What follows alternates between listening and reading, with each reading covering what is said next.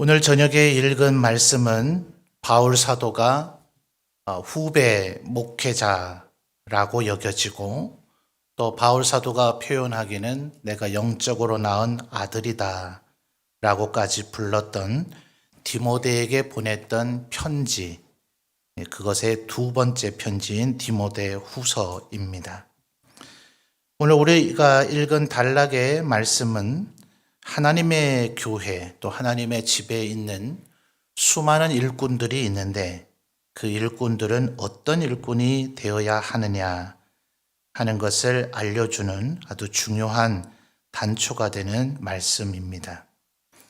20절을 보면 큰 집에는 바로 하나님의 집, 교회를 얘기하는 거겠죠. 거기에는 금그릇과 은그릇과 나무그릇과 질그릇이 있다 그랬습니다. 그리고 그 뒤에 보니 귀하게 쓰는 것도 있고 천하게 쓰는 것도 있나니 이렇게 얘기를 했는데요. 이것은 정말 아쉬운 번역이다 이렇게 여길 수밖에 없습니다. 아마도 우리 번역자들이 한국적 정서에 너무나 사로잡힌 나머지 이제 이렇게 번역을 하지 않았는가 하는 좀 아쉬움이 있습니다. 원문의 의미는 귀하게 쓰인다는 것이 아니라 특별한 용도에 쓰이는 그릇도 있고 또 뒤에 천하게 쓴다고 번역이 되어 있는 것은 보편적인 쓰임으로 쓰이는 것이 있다. 이렇게 번역하는 것이 오히려 타당합니다. 어쩌면 특별하게 쓰임을 받는 것, 그리고 보편적으로 쓰임을 받는다는 것이 조금 밋밋한 번역으로 보일 수도 있고 조금 더 어려운 번역으로 보일 수도 있겠지만 오히려 귀하게 쓰이고 천하게 쓰인다고 번역을 해 놓으니 자동적으로 금과 은은 귀하고 나무와 질그릇은 천하다는 잘못된 등식이 성도들의 뇌리에 박히도록 만들지 않았는가 하는 그런 생각을 갖게 됩니다. 여러분은 어떤 그릇일 것 같습니까? 한번 이 시간 밖으로 표현하거나 답을 하지는 마시고 마음속으로 한번 곰곰이 생각해 보세요. 나는 금그릇인가 은그릇인가 혹은 나무그릇인가 질그릇인가? 제가 아내한테 물었습니다. 제 아내가 제가 뭘 하고 있는 사람인지는 정확히 알겠죠? 그래서 여보, 나는 어떤 그릇인 것 같아? 대답을 못 하더라고요. 그래서 보다 보편적으로 일반화를 해서 얘기했어요. 목사는 어떤 그릇일 것 같아? 목사는 하나님의 교회에서 어떤 그릇인가? 아내가 끝내 아무런 대답을 하지를 않았습니다. 그래서 제가 고마웠어요. 어처구니가 없는 엉뚱한 대답을 했다면 당신과 내가 함께 살아온 세월의 가치가 이거밖에 안 되는가? 내가 그런 존재로 여전히 여겨졌는가? 라고 오히려 아내에게 좀 언짢아 했을 것 같아요. 이번 주간에 공동회의를 앞두고 저도 한 주간 기도하는 시간을 갖겠다 했는데요. 하나님 앞에 기도하는데 굳이 지금 머리 세팅을 이렇게 할 필요가 없지 않아요? 그래서 머리도 세팅을 하지를 않고 또 굳이 면도해야 되는 건 아니잖아요. 그래서 면도도 하지도 않고 또 하나님 앞에 기도하는데 굳이 이렇게 양복 입고 와이셔츠에 넥타이를 매야 될 필요도 없잖아요. 그래서 몸도 좀 편하게 입고 왠지 그래야 더 세례요한 같아 보일 거 아닙니까? 마음가짐이나 몸 외모라도 좀 그런 비슷한 모양새를 가지고 그러면 혹시나 좀 더 하나님의 신령한 은혜가 임할까? 그런 생각도 했는가 모르겠습니다. 또 기도하는 기간을 가지면서 있는 거 없는 거 다 챙겨 먹고 커피까지 찾아 마시고 이러면 그것도 좀 명 아니잖아요. 그래서 그저 마음에 특별한 갈급함이 없으면 이번 기간 동안에는 커피도 좀 금해보자 이러다가 한 금요일쯤 되니 정말 까닭 모를 그 커피에 대한 그 굶주림이 마음속에서 계속 저를 자극을 하더라고요. 아샤추라고 아십니까? 전혀 모르시나요? 아샤추가 뭔지 아시는 분 제가 쉴만한 물고에서 아샤추 한 잔 대접할게요. 중고등학생들이 지금 움찔움찔하죠. 나 아는데 정말 말해도 되는 건가? 아이스티에다가 아메리카노, 에스프레소 원샷을 추가한 겁니다. 잘못 알아들으면 그냥 아메리카노에 에스프레소를 샷을 추가한 걸로 더 진하게 태운 걸로 오해를 하거든요. 그게 아니고 아이스티. 보통 그 홍차에다가 저 복숭아 맛 같은 걸 가미하죠. 그래서 되게 달콤해요. 거기에 에스프레소 샷을 추가를 하면 달콤함과 씁쓸함이 절묘하게 어우러진, 동시에 카페인이 함유가 되어 있는, 그건 설명 불가입니다. 드셔보셔야 맛을 압니다. 자, 그런데 이제 이거를 주문하려고 카페에 가서 아샤추 하나 주세요 했어요. 1인 매장이더라고요. 여자분이 운영을 하셨는데 나이 또래가 제 또래쯤 됐습니다. 제가 앞에 부연 설명했죠. 머리도 세팅도 안 하고 면도도 안 하고 세례요한 흉내 낸다고 모양이 후줄근했습니다. 이렇게 하니까 아마 흰머리가 조금은 덜 보일 것 같은데 머리 세팅 안 하면 저도 이제 흰머리가 조금 보이거든요. 이분이 그냥 음료나 빨리 팔고 돈만 받으시면 될 텐데 선생님이 드실 게 맞습니까? 이러더라고요.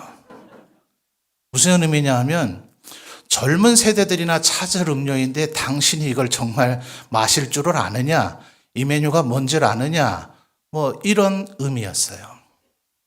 말한 김에 우스갯소리 하나 더 말씀을 드릴까요? 이 자리에 계시면 또 제가 누군지는 모릅니다. 그냥 전에 들었어요. 우리 교회 등록한 지 얼마 안 된 분이 아무래도 오래되신 우리 성도님들보다는 등록한 지 얼마 안 돼서 처음 듣다 보면 설교가 좀 신선하다, 귀에 더 잘 들린다 여길 수 있잖아요. 그래서 아마 우리 교회 등록을 했더니 교회 갔더니 목사가 설교를 제법 잘하더라. 목소리도 좋고 발음도 좋더라 이랬다네요. 그랬더니 그 직장 동료분들이 그러면 얼굴도 잘생겼겠네 이랬더니 그분이 글쎄 그건 아니 이건 무슨 얘기죠? 제가 마음이 좀 알쏭달쏭 하더라고요. 그래서 한 번은 우리 교회 집사님들과 함께 식사를 하는 자리가 있었어요. 한 꽤 인원이 제법 됐습니다. 모처럼. 그래서 이분들은 어떻게 생각하실까 싶어서 그 얘기를 해서 반응을 은근히 떠봤어요. 그래도 누군가는 위로의 멘트를 해주지 않으려나. 목사님 그런 건 정직하게 말해야죠. 그러니까 하여튼 그렇답니다. 외모는 볼품이 없답니다. 자, 다시 한번 20절을 보시죠. 개성인이는 하나님의 집에 어떤 그릇일까요? 또 보다 일반화해서 목사는 어떤 그릇일까요?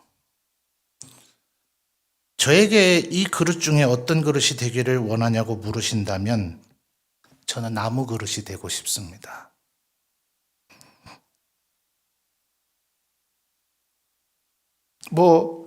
질그릇도 좋죠. 금그릇과 은그릇도 좋은데 아낌없이 주는 나무라고 하는 그런 것이 있었죠. 어릴 때도 그렇고 그 나무가 거목이 돼서도 그렇고 하여튼 사람에게 때로는 와서 꽃을 볼 수 있는 그런 나무가 돼주기도 하고 또 그늘을 제공해주는 나무가 되기도 하고 그 가지에다가 그네를 걸어서 탈 수 있는 그런 나무가 돼주기도 하고 또 그 나무를 베어내서 그 베어낸 그 목재를 가지고 뭔가를 만들어줄 수 있기도 해주기도 하는 그런 나무. 나무란 아마 이것은 우리 부모님이거나 어떤 사랑하는 사람이거나 어쩌면 우리의 주님이시거나 이런 존재들을 아낌없이 주는 나무라. 그렇게 표현하는 거겠죠. 제가 그런 사람이란 얘기는 아닙니다. 그런데 질감이 있죠, 질감. 그 나무에서 느껴지는 질감. 저는 그게 참 좋더라고요. 그런데 어느 사이엔가 마치 목사는 교회의 금그릇이 아닌가라는 인식이 많은 목사들에게도 또 많은 성도들에게도 조금 있는 것 같아요. 그래서 제가 아내도 고민되지 않겠습니까? 남편이 목사가 가끔씩 이런 질문을 하면 저 인간이 지금 금그릇 같다고 말해주기를 바라는 건가? 얼굴 못생겼다 하면 상처받아가 그거를 지금 10번쯤 되뇌고 있거든요. 그걸 계속 되뇌이는 성격이니 뭐라고 말해줘야 될까? 아내가 고민은 했겠지만 제가 금그릇이라고 말해주기를 원치 않는다는 것을 아내가 알기에 끝내 대답을 하지 못했을 거예요. 여러분 스스로는 어떤 나무라고 생각하십니까? 어떤 그릇이라고 생각하십니까? 이 질문에 대답을 하는 것 자체가 넌센스예요. 여러분 20절을 다시 한번 잘 보십시오. 바울 사도는 번역이 귀하게 되어 쓰는 것도 있고라고 하든 아니면 특별하게 쓰이는 것이 있고라고 하든 간에 어떤 번역이었든지 간에 원문상으로 볼 때 바울 사도는 무엇이 귀하게 쓰이는 그릇이라고 특정 짓지 않았습니다. 맞습니까? 어떤 것이 천하게 쓰이는 그릇이라고도 특정 짓지 않았습니다. 다만 수많은 그릇들이 있는데 그 중에 어떤 것은 특별하게 쓰임을 받을 것이고 어떤 것은 보편적으로 쓰임 받을 것이고 어떤 것은 귀하게 쓰임 받을 것이고 어떤 것은 천하게 쓰임 받을 것인데 그것의 기준은 21절에 얘기하는 깨끗한 것이라고 바울 사도는 오히려 분위기를 전환시키고 있습니다. 그러니 여러분 어떤 그릇이 되어야 하겠습니까? 여러분 집에는 컵이 많이 있으신가요? 그릇들 가운데 컵일 텐데요. 사람마다 성격 따라 다르기는 하겠습니다만 살다 보면 컵이라는 게 그렇잖아요. 누가 선물로 주기도 하고 어떤 쇼핑을 하다 보면 거기에 사은품으로 끼어 있기도 하고 이러다 보니 내가 원하지 않아도 컵은 점점 늘어나게 되어져 있죠. 어떤 컵이 좋을까요? 결국 제가 쓰는 컵은 한정돼 있더라고요. 제게는 미국에 살고 있는 지인도 있어가지고 그쪽 현지 스타벅스에서 구입한 거라고 하는 그런 컵도 누가 줬어요. 아마 우리 젊은 세대들이 보면 굉장히 혹할 만한 그릇입니다. 근데 그 그릇은 찬장 속에 처박혀 있을 뿐 제 손에 단 한 번도 쥐어진 적이 없습니다. 준 사람에게 미안하긴 하지만 그것은 제 용도에 잘 맞지 않아요. 제 취향에 잘 맞지 않습니다. 제 선호도에 맞지 않아요. 결국 저는 그 그릇의 가격이나 그 그릇의 어떤 모양새나 그 그릇의 재질이냐가 아니라 제 마음에 드는 그릇을 더 즐겨 사용하고 있더라고요. 하나님은 어떤 그릇을 사용하시는가? 금그릇, 은그릇, 나무그릇, 질그릇 가운데 그 어떤 그릇이라고 바울 사도는 특정하지 않았고 오히려 깨끗한 그릇을 하나님은 사용하신다. 그 깨끗한 그릇이 결국 21절을 보십시오. 결론적으로는 귀히 쓰는 그릇이 되더라. 그래서 그 귀히 쓰는 그릇은 결국 거룩하게 되어지고 주인의 쓰심에 합당하게 되어지고 모든 선한 일에 준비함이 되더라 하는 것입니다. 그러니 어쩌면 우리의 신앙이라 하는 것은 나는 어떤 그릇이 될 것이냐의 재질의 문제가 아니라 나는 하나님 앞에 깨끗한 그릇이 될 것인가의 나의 싸움인 것 같아요. 여러분 불필요하게 오해는 하지 말고 들으십시오. 아마도 왕실에는 금그릇이 아마 훨씬 많을 겁니다. 일반 민가에 비해서는요. 깨끗함이라고 하는 것에 가장 반대되는 더러움이라고 하면 뭐가 생각나십니까? 저는 요강이 생각나더라고요. 전에 얼핏 광해군과 관련된 우리나라 영화가 있었어요. 이병헌 씨가 아마 광해군 역할을 했던 것으로 기억하는데요. 암살당할 위험이 있었다. 실제로 광해군을 비롯한 조선의 많은 왕들이 늘 암살의 위험에 시달렸죠. 그래서 자신과 똑 닮은 사람을 대역으로 이제 쓰는 과정이 섞여 있는 이제 그런 영화였습니다. 그 가운데 보니까 이제 왕이 이제 대변을 보는 그런 장면들이 나오더라고요. 제가 자세히는 안 봤지만 어쩌면 뭐 유럽도 그렇고 많은 왕실들이 그런 그릇조차도 금그릇으로 썼을 겁니다. 그러나 결국 그 그릇의 용도가 깨끗하지 못하고 더럽다면 그것은 결국 그렇게 쓰여질 수밖에 없게 되겠죠. 그러므로 금그릇이냐 은그릇이냐 나무그릇이냐 질그릇이냐가 아니라 나는 하나님 앞에 정결하고 깨끗한 그릇인가, 또 하나님께 계속 쓰임받고 있는가, 하나님 앞에 거룩한 그릇이 될 것인가가 우리 각자의 싸움이 되어야 할 것이다 하는 거예요. 어쩌면 목회자나 또 우리 장로님들은 훨씬 더 많은 그런 이제 멍에를 짊어지고 짐을 짊어지고 계시겠죠. 또 안수 집사님, 권사님 되신 분들은 목사에게 사실은 다른 성도들에 비해서는 그렇게 잘 격려도 받지 못하고 따뜻한 말 한마디도 잘 듣지 못하고 오히려 목사에게는 때로 강한 좀 부담감을 얻게 되기가 오히려 쉬운 것 같아요. 쉽지 않은 길입니다. 그러니 하나님 앞에 더 기도하시고 준비하셔서 우리 모두 다가 각자가 나는 하나님께서 쓰실 만한 깨끗한 그릇이 되어 있는가, 이 부분에 대한 고민이 있어야 되겠죠. 여러분 15절을 거슬러 가서 한번 볼까요? 15절 여러분이 한번 읽어주십시오. 지금 14절부터 26절까지 전체가 20절과 21절만이 아닌 14절부터 26절까지 전체가 이 주제를 담고 있는데 15절은 또한 뭐라고 말하고 있는가? 여러분 한번 읽어주십시오. 시작.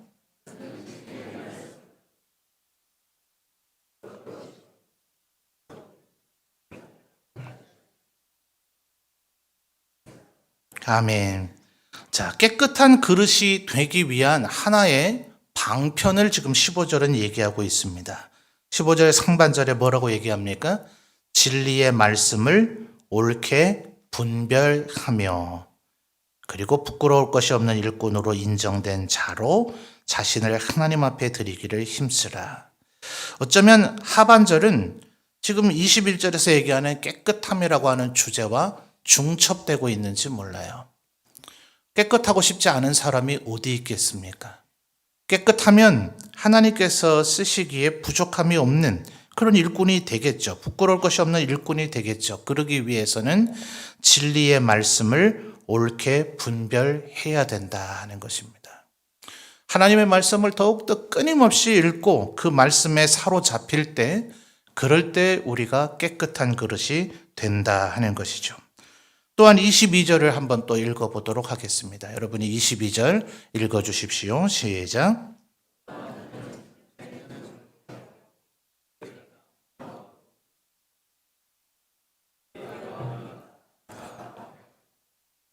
아멘. 22절 상반절에 청년의 정욕이라고 이렇게 얘기를 하니 흔히 우리는 이것에서 착각을 해서 청년만 정욕이 있는 것으로 오해를 하곤 합니다. 그렇지 않죠? 청소년들도 본능과 욕망은 다 있습니다. 장년도 심지어 노년도 욕망은 다 있습니다. 문제는 청년 때의 정욕이 비교적 다른 세대보다는 더 강렬하고 열정적이기 때문에 성경은 언제나 극대화된 것을 지적을 함으로써 나머지는 자동적으로 얘기하는 그런 효과를 노리곤 하죠. 그러니 우리들이 가장 경계해야 된 것은 깨끗한 그릇이 되기 위한 것은 정욕을 피하는 것이 필요하다 하는 것입니다. 이 정욕은 단순히 욕정만을 의미하는 것이 아니라 우리의 본성을 얘기합니다. 본성에는 어떤 것들이 있습니까? 식욕도 있고 수면욕도 있겠지만 그것 못지않게 오늘 새벽에도 말씀을 살펴본 것처럼 우리의 마음속에 드는 악한 생각들, 시기나 질투나 쟁투하는 것이나 음란한 생각이나 등등의 그런 모든 것들이 결국 큰 범죄에서, 헬라어에서는 정욕의 범주 속에 들어갑니다. 그러니 결국 하나님의 말씀을 옳게 분별해서 청년의 정욕을 피할 때 그때 우리가 깨끗한 그릇이 되어서 내가 금그릇이든 은그릇이든 나무그릇이든 질그릇이든 하나님 앞에 귀히 쓰임을 받을 수 있다 하는 겁니다. 22절 하반절은 또 무엇을 얘기하고 있습니까? 주를 깨끗한 마음으로 부르는 자들과 함께 유유상종이란 말이 있죠. 그리고 근묵자 흙, 그리고 검은 것의 옆에 있으면 결국 내가 검은 것이 되어지고 붉은 것의 옆에 있으면 내가 붉은 것이 되어진다라는 한자 성어가 있더라고요. 그래서 원래 우리 동양 고전에서 얘기하고 있는 그 한자 성어의 의미는 다른 것입니다만 우리가 기독교적으로 그것을 재해석한다면 죄악에 물든 사람과 계속 가까이 하면 우리는 검게 죄악이 될 수밖에 없고 십자가의 보혈을 계속해서 의지하다 보면 우리도 십자가의 그 보혈과 같은 붉은 피가 흐르는 그리스도의 보혈의 군사가 될 수가 있는 거죠. 그러니 우리의 주위에 주를 깨끗한 마음으로 부르는 자들과 함께, 그래서 동역자들이 중요합니다. 함께 우리 장로님들, 또 집사님들, 권사님들, 우리 모든 성도들이 함께 하나님을 깨끗한 마음으로 부르기 위해서 노력을 할 때, 그때 내 자신이 또한 깨끗한 그릇이 되는 거죠. 그러기 위해서 22절 하반절에 뭘 얘기합니까? 의와 믿음과 사랑과 화평을 따르라. 이것은 성령의 9가지 열매들 가운데 있는 것들을 바울 사도가 조금 간략하게 추린 것이라고 보면 됩니다. 그러니까 성령을 따라서 성령의 열매를 맺는 그 삶을 나 혼자 추구하면 쉽지가 않죠. 그래서 신앙의 동역자들, 그것이 이왕이면 교회가 구역과 전도회로 편성되어 있는 이유는 바로 혼자 신앙생활을 하지 않고 서로를 돕고 섬기도록 묶어주기 위해서 그렇습니다. 그래서 우리 모든 성도들이 여러분이 어떤 그릇이든 저는 절대로 화려하고 휘황찬란한 그런 그릇이 되고 싶지 않습니다. 그냥 우스갯소리처럼 한 얘기가 아니라 성경을 보면 볼수록 광야에 외치는 자의 소리로서 석청과 메뚜기를 먹고 약대 털옷을 입고 주님은 흥하여야 되겠고 나는 쇠하여야 되겠다고 늘 얘기하며 예수님의 신발끈을 묶기에도 나는 감당치 못할 자라, 그렇게 살아갔던 세례 요한이 어쩌면 우리들이 본받아야 될 모습이 아닐까. 예수님께서 제자들에게 물었죠. 사람들이 나를 누구라고 하더냐. 비록 틀린 대답이었긴 하지만은 많은 사람들이 말하기를, 그것을 제자들이 옮기기를 어떤 이는 죽었던 세례 요한이 되살아났다 하고요. 어떤 이는 예레미야 같다고 하고요. 어떤 이는 모세와 같다 하고요. 어떤 이는 엘리야 같다 하고요. 여러분, 예수님을 보고 착각을 했던, 예수님을 보면 볼수록 이 사람이 떠오른다고 예시된 그 네 사람의 공통점이 뭐라고 생각하십니까? 하나님을 위해서 모든 것을 희생했던 사람들입니다. 그들의 인생은 절대로 평탄하지 않았습니다. 인기를 위해서 살지 않고 옳음을 위해서 살았습니다. 주님께서 말씀하시기를 하나님의 나라와 그 의를 구하라 했는데 나의 이익을 구하지 않고 하나님의 의를 구하며 살 때 그들은 목이 베어 죽기도 했고 또 무수히 많은 고통, 예레미야도 그랬죠. 눈물의 선지자라고 불려질 정도로 고통을 받기도 했고 또 모세와 엘리야가 대적해야만 했던 바로와 아합은 가장 성경에 등장한 악한 대적으로 분류되는 사람들입니다. 그들과 같은 그런 삶, 그것이 바로 예수님의 삶이었다 하는 거예요. 여러분, 어떤 그릇이 되기를 원하십니까? 예수님을 따르고 예수님을 본받고자 하는 것이 우리의 목표이며 우리의 신앙의 지향점이라면 우리는 어떤 그릇이 되어야 될까? 오늘 이 저녁 여러분의 마음속에 고민해 보시고 금그릇일지 은그릇일지 나무그릇일지 질그릇일지 꼭 무엇이 되어야 맞다라고 할 수 없습니다. 어떤 그릇이든 간에 분명히 하나님께 쓰이는 용도가 있을 것입니다. 그러나 깨끗한 그릇이 되어서 우리 모두가 다시 한번 20절을 잘 보십시오. 큰 집에는 없어도 되는 그릇이 있습니까? 없습니까? 없어요. 분명히 금그릇 있어야 됩니다. 분명히 은그릇 있어야 됩니다. 분명히 나무그릇 또 질그릇도 있어야 됩니다. 제가 오늘 저는 나무그릇을 좋아합니다 라고 하니 나머지 세 그릇은 버리고 나도 나무그릇 해야지 이러시면 절대로 안 됩니다. 여러분은 여러분의 은사가 있고 하나님께서 여러분에게 원하시는 게 있고 하나님께서 여러분에게 주어주신 것이 있을 것입니다. 그 그릇이 되십시오. 다만 우리 모두 다가 깨끗한 그릇이 되어 결국 하나님 앞에 귀히 쓰는 그릇이 모두 되시기를 주님의 이름으로 축원합니다.